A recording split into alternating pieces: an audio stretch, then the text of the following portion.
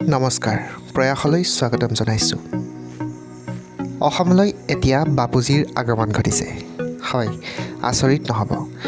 অসমৰ যোৰহাট জিলাৰ টিয়কৰ মাজমজিয়াত আগমন ঘটিছে জাতিৰ পিতা মহাত্মা গান্ধীৰ।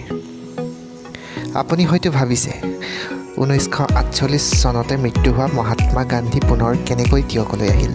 আচৰিত নহ'ব। প্ৰকৃত কথাটো হ'ল টিয়কৰ মাজমজিয়াত বৰ্তমান চলি থকা বাণিজ্য মেলাত দেখা পোৱা গৈছে মহাত্মা গান্ধীৰ জীৱন্ত প্ৰতিমূৰ্তি।